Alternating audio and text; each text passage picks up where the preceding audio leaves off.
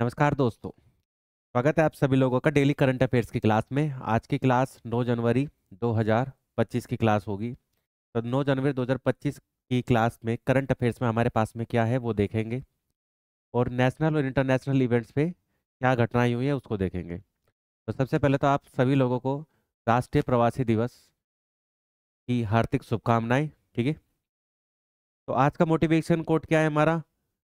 किस्मत और मेहनत।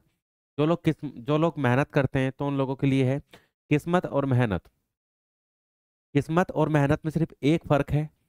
किस्मत में वो मिलता है जो लिखा होता है, और मेहनत से वो मिलता है जो लिखा भी नहीं जा सकता। तो आज ऐसे स्टूडेंट, ऐसे लोग जो रात दिन मेहनत कर रहे हैं कुछ कर गुजर जाने के लिए, उन्हीं के लिए ये मोटिवेशन लाइन थी। आज की क्लास हम स्टार्ट करेंगे करंट अफेयर्स की, बाबा श्याम का नाम लेकर। 9 जनवरी 9 जनवरी 2025 की करंट अफेयर्स। आप लोगों का स्वागत है सभी प्रतियोगी परीक्षाओं के लिए इंपॉर्टेंट डेली करंट अफेयर्स की क्लास में। ठीक है, आज की क्लास में हमारा हेडलाइंस क्या है हमारे पास में? तो आज की क्लास के हेडलाइंस है हमारे पास, उजाला योजना के तहत पिछले एक दशक में पूरे भारत में 36 करोड़ से अधिक एलईडी बल्ब बांटे गए। नेक्स्ट, केंद्रीय गृह मंत्री अमित शाह ने भारत की अंतर्राष्ट्रीय जांच को अब बढ़ाने के लिए भारत पोल पोर्टल को किया लॉन्च। केंद्रीय इस्पात और भारी उद्योग मंत्री एच डी कुमार स्वामी ने उत्पादन से जुड़ी प्रोत्साहन यानी पीएलआई योजना के दूसरे दौर का किया शुभारंभ। एशियाई खेलों के स्वर्ण पदक विजेता बहादुर सिंह सागू भारतीय एथलेटिक महासंघ के बने नए अध्यक्ष। भारत के लिए पहला ओलंपिक स्वर्ण पदक जीतने के 52 साल बाद मुरली कांत पेटकर को आजीवन उपलब्धि के लिए मिलेगा अर्जुन पुरस्कार। नेपाल और भारत में महसूस किए गए 7.1 तीव्रता क्या भूकंप के झटके। इंडोनेशिया बना ब्रिक्स समूह का पूर्ण सदस्य। दुबई लगातार दूसरे साल ग्लोबल पावर सिटी इंडेक्स में दुनिया के शीर्ष 10 शहरों में हुआ शामिल। लोकसभा अध्यक्ष ओम बिरला ब्रिटेन, स्कॉटलैंड और गवर्नेंस में होने वाली ग्रेन्सी में होने वाली राष्ट्रमंडल खेलों में लेंगे भाग। डॉक्टर वी नारायण को भारतीय अंतरिक्ष अनुसंधान संगठन यानी इसरो का अध्यक्ष चुना गया। सोनालिका कंपनी फॉर्च्यून 500 इंडिया 2024 की सबसे बड़ी कंपनियों की सूची में शामिल हो गई है। ठीक है, तो ये था आज का आपका करंट अफेयर का हेडलाइन। तो एक एक क्वेश्चन को हम देखेंगे, समझेंगे।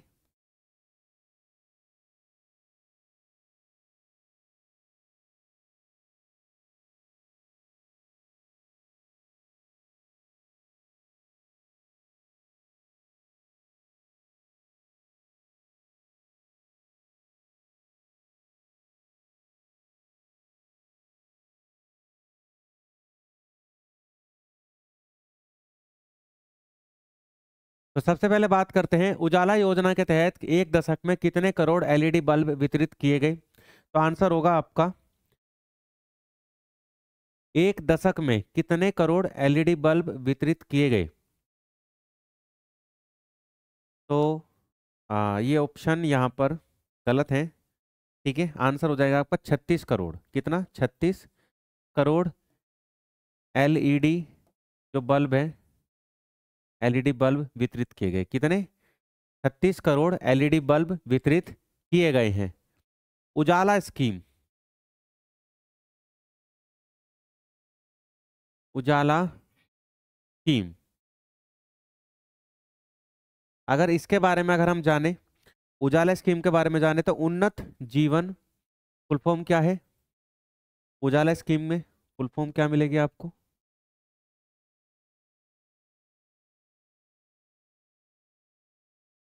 उन्नत जीवन, उन्नत जीवन by affordable, bye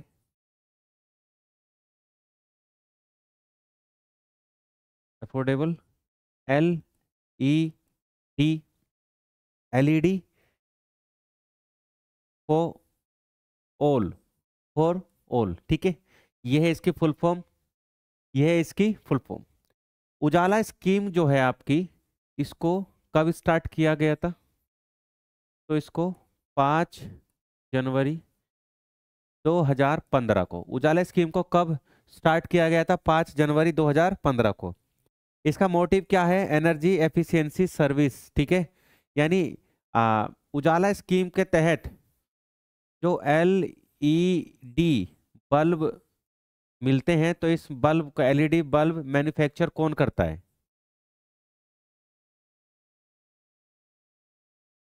manufacturing LED bulb manufacturing by by EFSL। EFSL ये कंपनी है आपकी। इसका फुल फॉर्म क्या है? Energy efficiency service limited. Company का फुल फॉर्म क्या है? Energy energy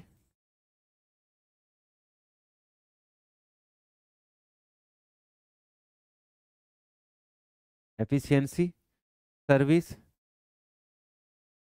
service limited. Energy efficiency service limited एक गवर्नमेंट कंपनी है जो कि उजाला स्कीम के तहत क्या करती है?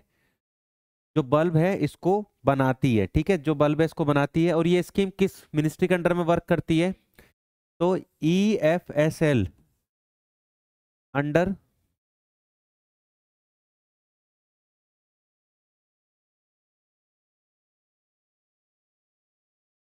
Under ministry of power. Ministry of power, ठीक है, मिनिस्ट्री ऑफ पावर याद रखेंगे। तो ये जो LED बल्ब से रिलेटेड स्कीम है इसका नाम है उजाला स्कीम। और ये किससे रिलेटेड है? मिनिस्ट्री ऑफ पावर से रिलेटेड है, ठीक है। किससे रिलेटेड है? मिनिस्ट्री ऑफ पावर से रिलेटेड है। नेक्स्ट क्वेश्चन देखते हैं। केंद्रीय गृह मंत्री अमित शाह ने भारत पोल पोर्टल लॉन्च किया है। यह पोर्टल किस विषय से संबंधित है? अंतर्राष्ट्रीय जांच से संबंधित है, अंतर्राष्ट्रीय व्यापार से, स्वास्थ्य और चिकित्सा संबंधी सेवाओं से, रक्षा और अनुसंधान सेवाओं से। तो आंसर हो जाएगा आपका अंतर्राष्ट्रीय जांच से संबंधित है भारत पोल पोर्टल। अंतर्राष्ट्रीय जांच से संबंधित है भारत पोल पोर्टल। तो भारत पोल पोर्टल को किसने विकसित किया है? आपसे बात करी जाए। भारत पोल पोर्टल जो है इसको CBI ने विकसित करा है। किसने विकसित करा है? CBI ने विकसित किया है इसको, ठीक है। और इस भारत पोल पोर्टल को लॉन्च किसने करा है? तो launch by home minister Shri Amit Shah. Shri Amit Shah, ठीक है। होम मिनिस्टर श्री अमित शाह ने इसको लॉन्च करा है। अब ये भारत पोल पोर्टल क्या है? तो इसके बारे में आप इतना समझ लीजिए, एक ऐसा पोर्टल है जो कि ऑल ओवर वर्ल्ड की जो इंटेलिजेंस एजेंसीज होती है इसको एक ही प्लेटफॉर्म पे लाके खड़ा कर देता है। 195 कंट्रियां इस भारत पोल पोर्टल का हिस्सा होंगी। और भारत की या भारत किसी भी देश का कोई भी फ्रॉड, कोई भी क्रिमिनल एक्टिविटी में पार्टिसिपेट करके किसी दूसरे देश में अगर भाग जाता है तो उसके लिए रेड कॉर्नर नोटिस तुरंत ही इशू कर दिया जाएगा और उसको उस देश में कैप्चर किया जाएगा।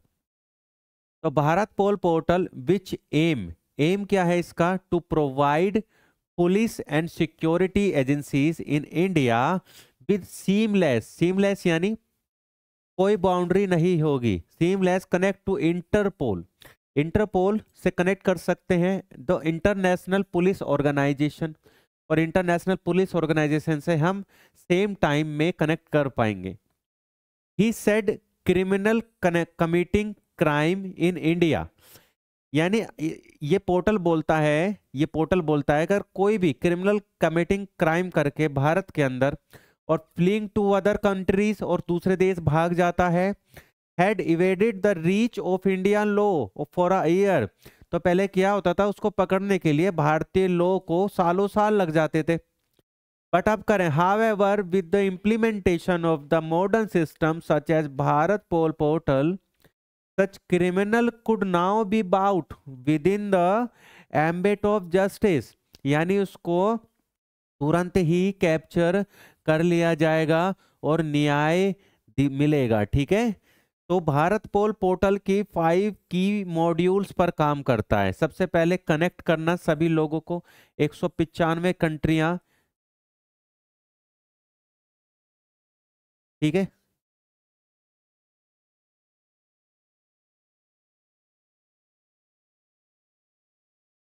195 कंट्रीज कनेक्टेड है। इंटरपोल नोटिस सेम टाइम मिलेगा। ठीक है, सेम टाइम मिलेगा। रेफरेंस रेफरेंस जो कंट्री है, ठीक है, उनका रहेगा। ब्रॉडकास्ट ऑल वर्ल्ड में।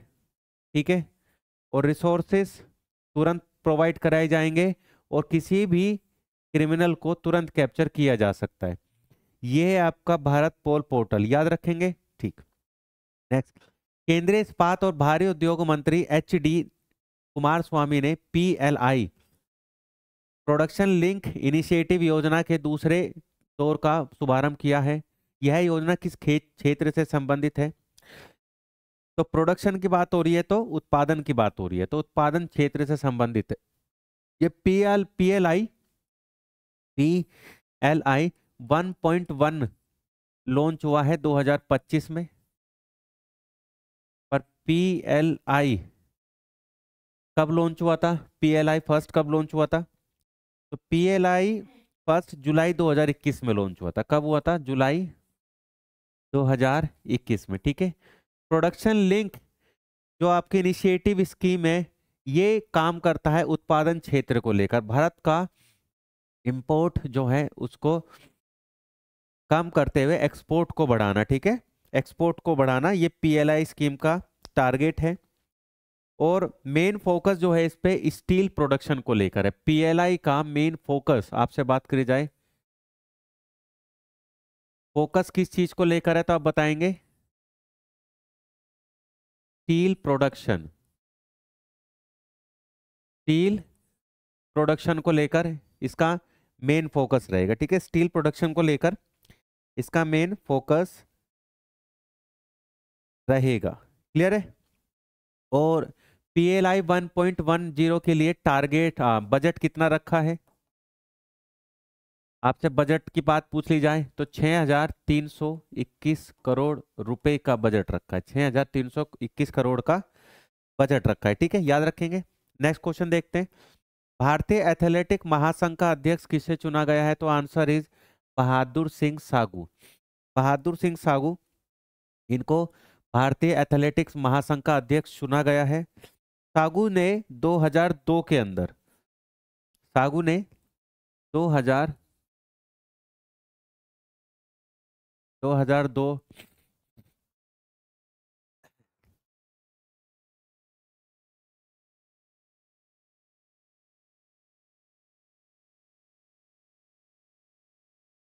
2002 में गोल्ड मेडल जीता है। गोल्ड मेडल, ठीक है। कहाँ जीता? बुशान में। बुशान एक जगह है चाइना के अंदर, वहां जीता था। ठीक है, एशियाई गेम्स में 2002 के अंदर बहादुर सिंह सागू ने गोल्ड मेडल जीता था। ठीक है, तो बहादुर सिंह सागू अभी भारतीय एथलेटिक महासंघ के क्या बन गए हैं? अध्यक्ष बने हैं। एथलेटिक फेडरेशन ऑफ इंडिया की अगर बात करें, ठीक है, तो एथलेटिक फेडरेशन ऑफ इंडिया को कब स्टैब्लिश किया गया था? आपसे स्टैब्लिश ईयर पूछ लिया जाए, एथलेटिक फेडरेशन ऑफ इंडिया को कब स्टैब्लिश किया गया था? तो 1946 में। 1946 में एथलेटिक फेडरेशन ऑफ इंडिया को क्या किया गया था? स्टैब्लिश किया गया था। ठीक है, बात करें मोहम्मद मुश्ताक अहमद की। मोहम्मद मुश्ताक अहमद जो हैं ये हॉकी इंडिया के अध्यक्ष हैं। कहाँ के अध्यक्ष हैं? हॉकी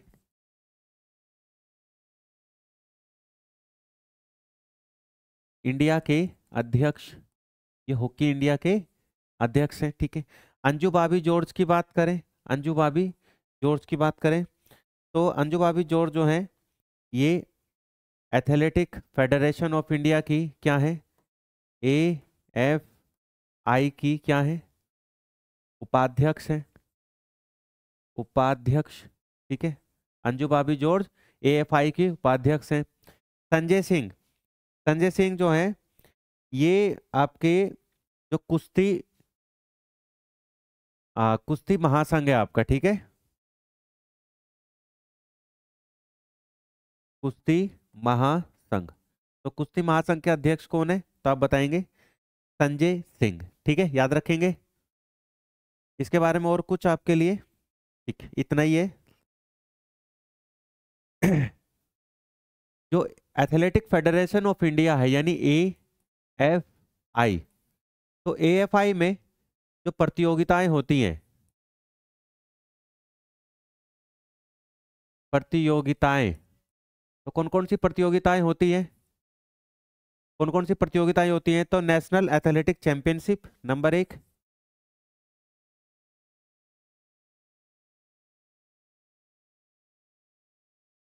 नेशनल एथलेटिक चैंपियनशिप, ठीक है। दूसरी कौन सी होती है, Asian athletic championship, Asian athletic championship, और तीसरी होती है वर्ल्ड एथलेटिक चैंपियनशिप, ठीक है। तो एथलेटिक फेडरेशन ऑफ इंडिया के अंडर में 3 टाइप की चैंपियनशिप होती है, तीनों मैं आपको क्लियर करवा चुका हूँ। नेक्स्ट क्वेश्चन देखते हैं। भारत के लिए पहला पैरा ओलंपिक स्वर्ण पदक जीतने वाले 52 साल के बाद मुरलीकांत पेटकर को, इनकी उम्र लगभग 82 साल हो गई है। मुरलीकांत पेटकर को आजीवन उपलब्धि के लिए किस पुरस्कार से सम्मानित किया जा रहा है, तो आंसर है आपका अर्जुन पुरस्कार। अर्जुन पुरस्कार जिसको मिलता है विशेष कैटेगरी में, उसको 15 लाख रुपए का अमाउंट मिलता है, ठीक है। कितने का, 15 लाख का अमाउंट मिलता है अर्जुन पुरस्कार जीतने वाले को। तो मुरलीकांत पेटकर ने 1968 और 72 में, 1968 और 1972 में भारत को प्रेजेंट किया था, ठीक है। पैरा ओलंपिक्स में भारत को प्रेजेंट किया था 1968-72 में, ठीक है। और ये कहाँ पर हुआ था, पैरा ओलंपिक गेम हुए थे आपके 1962 और, ठीक है, 19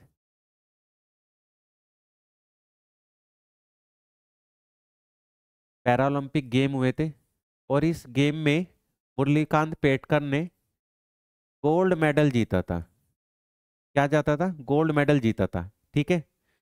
पहली बार भारत में पैरा ओलंपिक्स में, किसमें, स्विमिंग में गोल्ड मेडल किसने जीता था, ठीक है। तैराकी में गोल्ड मेडल किसने जीता था, तो आप बताएंगे मुरलीकांत पेटकर ने जीता था। और 52 साल के बाद अब उनको अर्जुन अवार्ड से सम्मानित किया जा रहा है। इससे पहले भी मुरलीकांत पेटकर को 2018 में पद्मश्री अवार्ड मिल चुका है, पद्मश्री अवार्ड से सम्मानित किया जा चुका है इनको, ठीक है। ये इंडियन आर्मी में हुआ करते थे। चंदू चैंपियन करके एक मूवी है, आप देखिएगा जरूर, चंदू चैंपियन। इस मूवी में मुरलीकांत पेटकर की पूरी जीवन गाथा बताई गई है, ठीक है। जरूर देखिएगा, मूवी काफी अच्छी है। तो इसमें 50 मीटर, ये जो गोल्ड मेडल जीता था ये 50 मीटर तैराकी में जीता था। किसमें जीता था, 50 मीटर तैराकी में।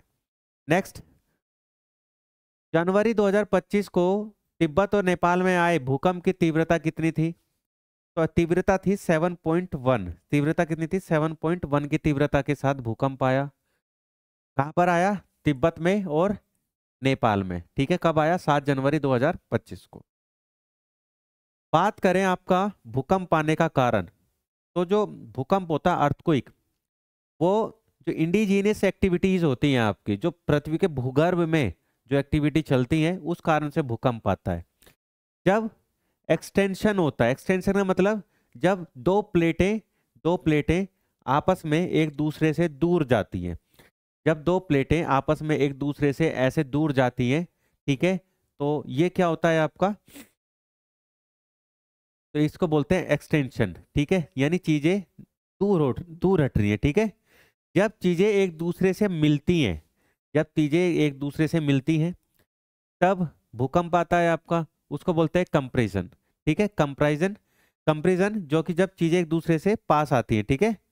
फिर एक ट्रांसफॉर्म होता है, ट्रांसमिशन होता है, जब प्लेटें एक दूसरे के बराबर होते हुए एक दूसरे की अपोजिट दिशा में चलती हैं, ठीक है, तब इसको क्या कहते हैं, ट्रांसमिशन बोलते हैं। तो ट्रांसमिशन वाला जो इलाका है पूरी दुनिया में कहाँ मिलेगा, वो मिलेगा पैसिफिक बेल्ट में, ठीक है। क्या मिलेगा, पैसिफिक जो बेल्ट है आपकी,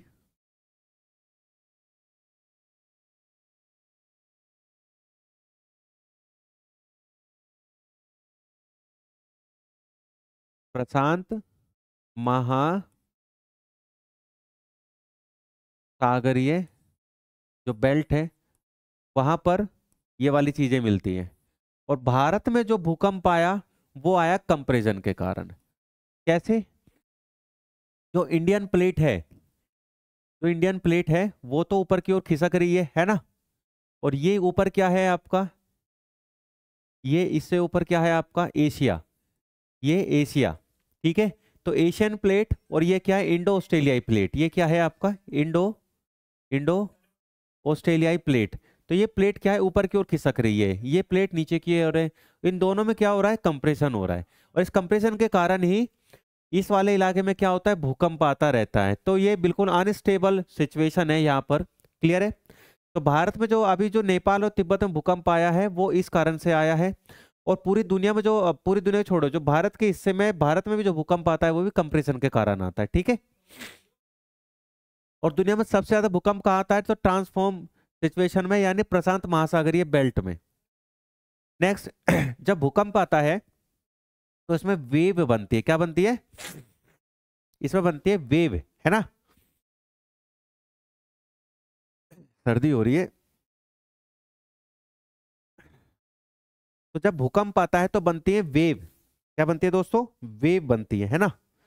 अब वेव जब बनेंगी तो वेव के नाम दिए जाते हैं, एग्जाम में पूछे जाते हैं, कई बार एग्जाम के अंदर नाम पूछे जाते हैं, तो आपको पता होना चाहिए, है ना, काफी इंपॉर्टेंट क्वेश्चंस रहते हैं। तो जब भी वेव बनेगी, जब भी वेव बनेगी तो सबसे पहले बनती है पी वेव। पी वेव यानी प्राइमरी वेव, प्राइमरी वेव। सबसे पहले वेव कौन सी बनती है, पी वेव बनती है। पी वेव यानी प्राइमरी वेव बनती है, ठीक है, जो कि सिमिलर टू साउंड, ये क्या होती है, सिमिलर टू साउंड, ये ध्वनि के बराबर होती है, ठीक है, ध्वनि के बराबर होती है, जो ध्वनि के बराबर होती है, ठीक है। ध्वनि वायु में, गैस में और ठोस में निकल सकती है, पर लिक्विड में ध्वनि इतना नहीं चल पाती, ठीक है। तो ये लिक्विड में नहीं जाएगी, ये आपका ठोस में जाएगी और गैस में जाएगी, ठीक है। एस दूसरी होती है एस वेव। एस वेव यानी secondary wave, secondary wave. Secondary wave की बात करूं तो ये रिपल्स होती है, रिपल्स ऑन द सरफेस, यानी ये लहर होती है, ये इस तरीके से चलती है, इस तरीके से, ठीक है। रिपल्स यानी लहर, ये लहर की तरह चलती है। और फिर सबसे बाद में हमें मिलता है सरफेस वेव। इन्हीं सरफेस वेव्स के कारण हमें भूपटल पर भूकंप के झटके महसूस होते हैं, इसी सरफेस वेव के कारण, ठीक है। तो होता क्या है, जब भी हमें भूकंप के झटके महसूस होते हैं तो आप ऐसा समझ लीजिए, ये आपकी अर्थ है, और अगर यहाँ से भूकंप आया तो इस तरीके से, इस तरीके से वेव चलती है, इस तरीके से चलती है, ठीक है, ऐसे चलती है, ऐसे चलती है। और अगर हमें भूकंप के झटके यहाँ महसूस हुए, ठीक है, तो इसको क्या बोलेंगे हम, क्योंकि अटैक सबसे पहले इधर ही हुआ आके, तो ये बोलते हैं, इसको बोलते हैं एपी सेंटर। क्या बोलते हैं इसको, एपी सेंटर। एपी सेंटर यानी भूकंप का केंद्र, भूकंप का केंद्र, ठीक है, भूकंप का केंद्र। तो भूकंप का केंद्र कहां पर बताया गया है, भूकंप का केंद्र कहां पर बताया गया है, तो ये बताया गया है आपका शिगात्से सिटी के अंदर, ठीक है। जो भूकंप का केंद्र है,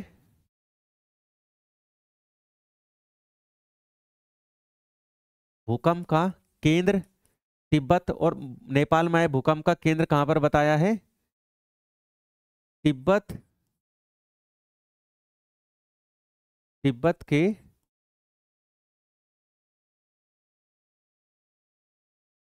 सिगात्से शहर में, तिब्बत के सिगात्से शहर के अंदर क्या बताया गया है? भूकंप का केंद्र बताया गया। याद रखेंगे, इतना ही याद रखना है, ठीक है। बाकी अगर आपको कंसेप्ट क्लियर करने हैं हर चीज के, ज्योग्राफी, हिस्ट्री, पॉलिटी, तो आप भावना एजुकेशन हब पर जुड़ सकते हैं। भावना एजुकेशन हब ने रेलवे एसएससी के लिए कोर्स लॉन्च किए हुए हैं। रेलवे के लिए हमने जो कोर्स लॉन्च किया है, इसमें 11 रुपए महीने के हिसाब से आप जुड़ सकते हैं, कुल 11 रुपए, ठीक है, ठीक है। नेक्स्ट, जनवरी 2025 में हुए वृक्ष समूह, वृक्ष नहीं है ये, ब्रिक्स है, क्या है? ब्रिक्स, ब्रिक्स समूह की बैठक में किस देश को पूर्ण सदस्यता की मान्यता दी गई? तो किस सदस्यता को किस देश को पूर्ण सदस्यता की मान्यता दी गई है? तो किस देश को दी गई है? आंसर है इंडोनेशिया। ब्रिक्स, BRICS, 5 कंट्रियों का एक समूह। बी से ब्राजील, ब्राजील, आर से रशिया,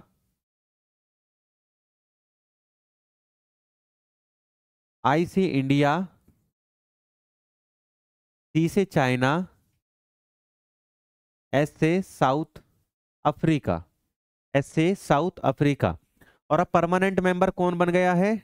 इंडोनेशिया। इसके अलावा कुछ अस्थायी सदस्य भी हैं, अस्थायी सदस्य भी हैं ब्रिक्स के। उन्हें कुछ अस्थायी सदस्यों का अगर मैं आपसे बात करूं, अस्थायी सदस्यों में कौन कौन है हमारे ब्रिक्स के अंदर? तो अस्थायी सदस्यों में आएंगे आपके मिस्र, इथोपिया, ईरान, सऊदी अरब, मिस्र, इथोपिया,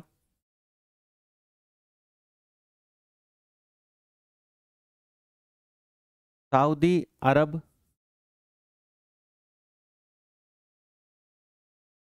ईरान, सऊदी अरब, ईरान और यूएई यानी संयुक्त अरब अमीरात, संयुक्त अरब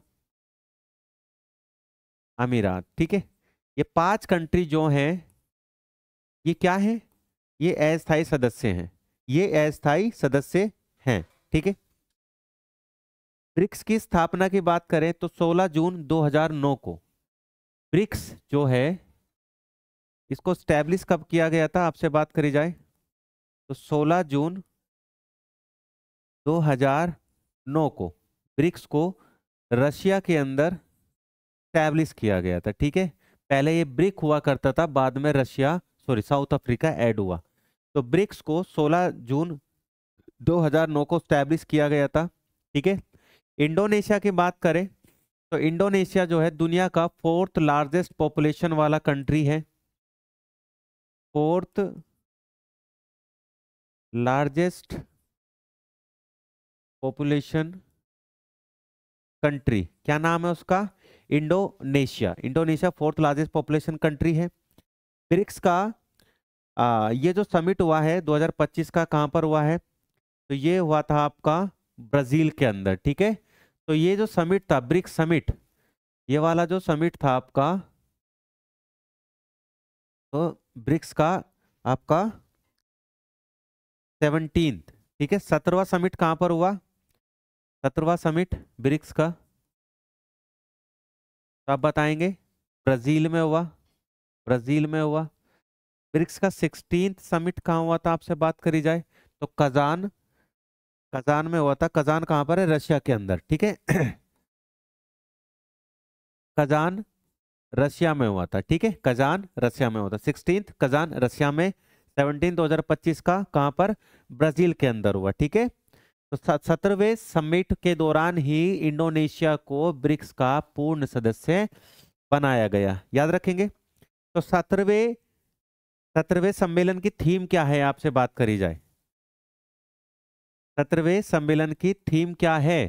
तो थीम है strengthening cooperation in the global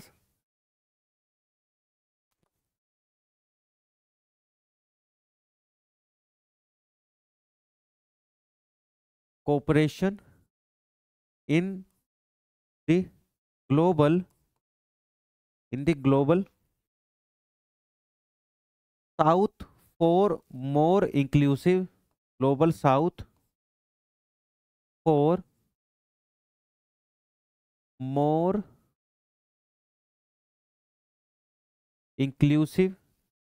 inclusive and sustainable governance and sustainable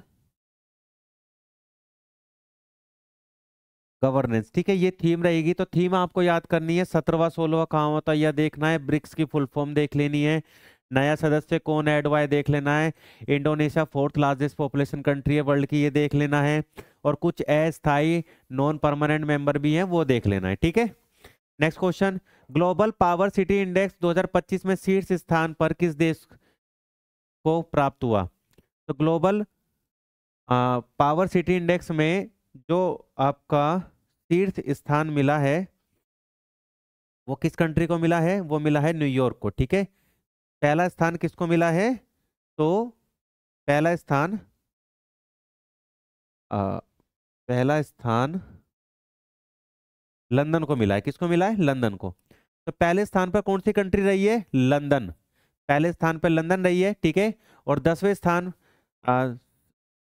ठीक है, तो ग्लोबल पावर सिटी इंडेक्स 2025 में किस देश को शीर्ष स्थान मिला है? लंदन।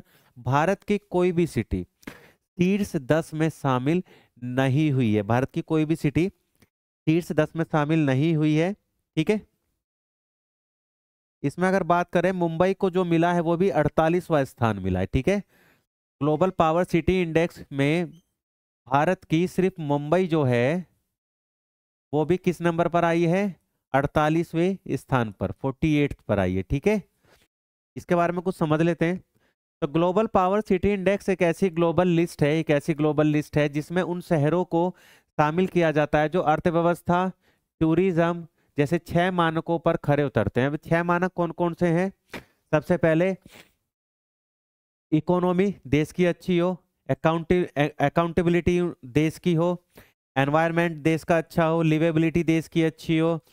ठीक है, इसके बाद में करेंसी इंटरेक्शन अच्छा हो, सॉरी जो काउंटर पार्ट इंटरेक्शन है वो अच्छा हो, और रिसर्च एंड डेवलपमेंट, अगर ये चीजें किसी भी देश पर लागू होती हैं तो वो global global power city index का हिस्सा होता है। तो इसमें 10 कंट्रियां जो हैं वो हर बार चुनी जाती हैं। 10 कंट्री में पहली कंट्री जो इस बार आई है वो आई है लंदन। पहली कंट्री लंदन है। दूसरी क्या है? न्यूयॉर्क। न्यूयॉर्क न्यूयॉर्क ठीक है, पहली लंदन, दूसरी न्यूयॉर्क, तीसरी टोक्यो। टोक्यो ठीक है, टोक्यो। थर्ड कौन आई है? पेरिस। थर्ड नंबर पर पेरिस है। फिर है सिंगापुर। फिर आइए आपका सिंगापुर। ठीक है, फिर आया आपका सिंगापुर के बाद में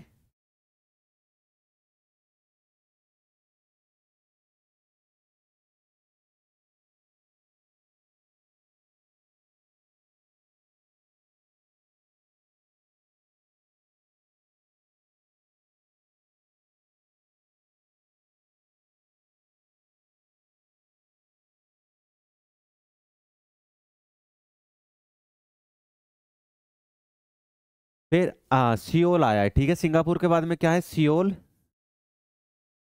फिर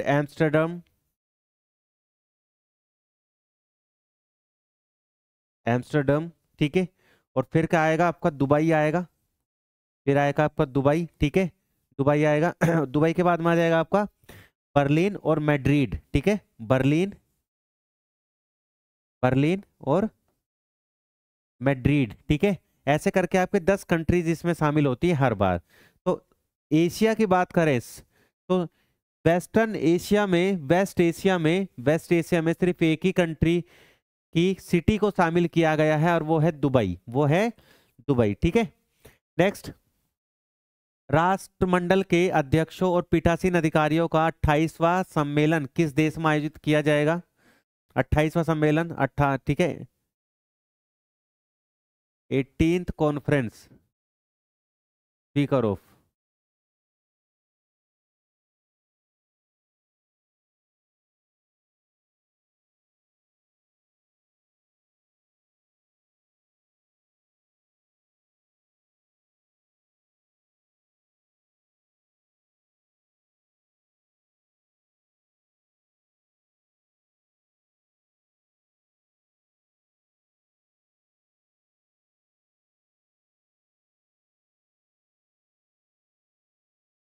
ये 28 है, 28 नहीं है, ठीक है, ये क्या है 28।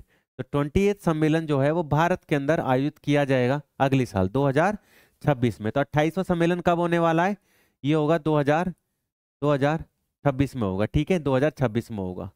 तो आपका CSPOC ये जो ग्रुप है इसको बोलते हैं common conference of speakers and presiding officers of the Commonwealth, ठीक है। तो इस CSPOC जो ग्रुप है इसमें भारत ने अभी तक कितनी बार इसकी अध्यक्षता करी है? तो 3 बार 3 बार भारत जो है इसकी अध्यक्षता कर चुका है। अब 3 बार भारत ने कब कब इसकी अध्यक्षता करी आपसे पूछा जाए तो 3 बार में भारत जो है कब कब अध्यक्षता करी है भारत ने? तो 1971, 85 और 2010, ठीक है। 1971, 1985 और 2010 और अब 2026 में भी अध्यक्षता करने वाला है। यानी भारत अब 4 बार CSPOC जो कॉन्फ्रेंस समिट है कॉमनवेल्थ गेमों का, ठीक है, जो कॉमनवेल्थ कंट्रीज है जो कि ब्रिटेन के कभी अधीन रही हैं उन कंट्रीज का ये समिट होता है। तो इस समिट को भारत 4 बार, चौथी बार अब होस्ट करने वाला है। 3 बार ऑलरेडी होस्ट कर चुका है, ठीक है। 27 कहाँ हुआ था इसका? तो CSPOC का 27 समिट कहाँ हुआ था?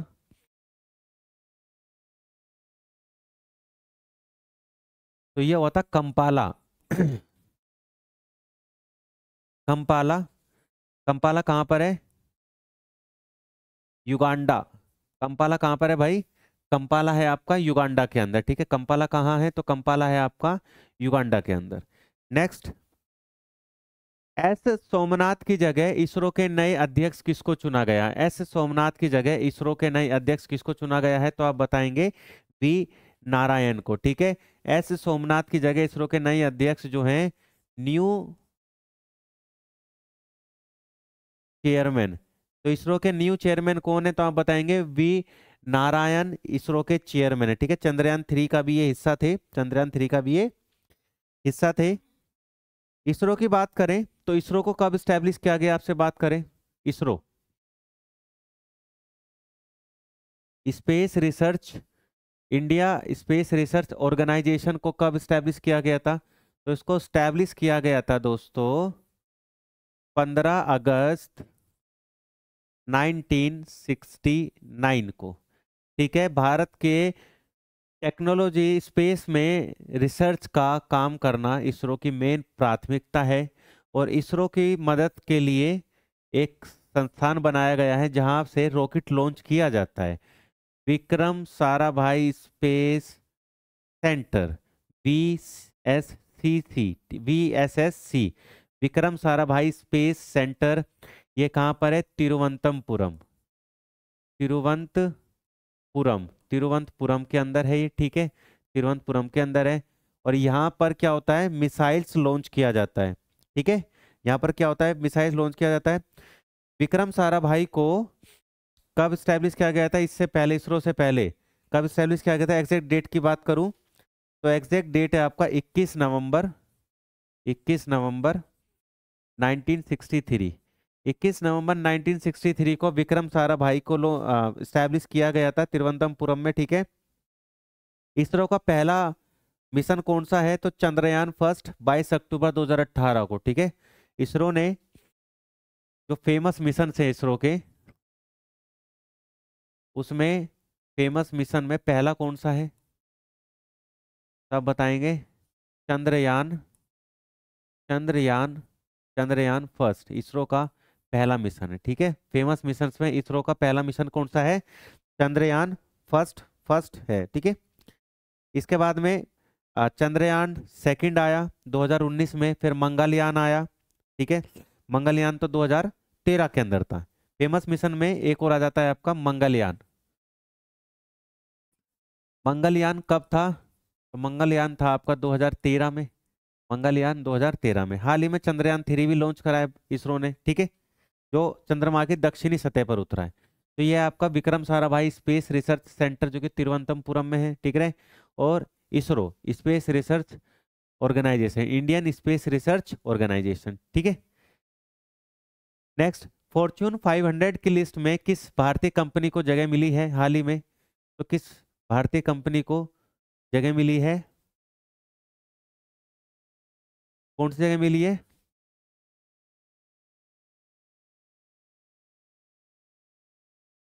आप इसको ऐसा कर सकते हैं कि फॉर्च्यून 500 की लिस्ट में रिलायंस, ठीक है, रिलायंस भारतीय कंपनी को कौन सी जगह मिली है? तो रिलायंस को कौन सी जगह मिली है? तो आंसर है फर्स्ट। फॉर्च्यून 500 की लिस्ट में भारतीय कंपनियों में रिलायंस को पहला स्थान मिला है। और सोनालिका ट्रैक्टर कंपनी है एक, सोनालिका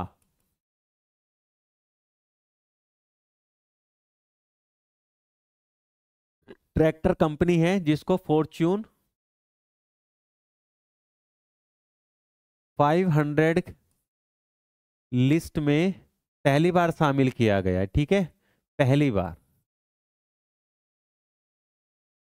पहली बार। तो फॉर्च्यून 500 की लिस्ट में आने वाली नव नवेली भारतीय कंपनी कौन सी है? तो आप बताएंगे सोनालिका कंपनी, ठीक है, सोनालिका ट्रैक्टर कंपनी नवनवेली कंपनी है, ठीक है, याद रखेंगे सोनालिका। और पहले नंबर पर कौन है? कौन कौन सी भारतीय कंपनी आई है? तो आप बताएंगे पहले नंबर पर आई है आपकी रिलायंस इंडस्ट्री। इसके बाद जाने तो 2024 फॉर्च्यून ग्लोबल 500 की सूची में शीर्ष रैंक पर आने वाली भारतीय कंपनी कौन सी है? रिलायंस इंडस्ट्री, जो कि फॉर्च्यून ग्लोबल लिस्ट में 88वें नंबर पर है। अगर यह 88वें नंबर पर है तो पहले नंबर पर कौन है? तो अमेरिका की वॉलमार्ट जो है वो पहले नंबर पर है, ठीक है। हाँ सॉरी, वॉलमार्ट नहीं है।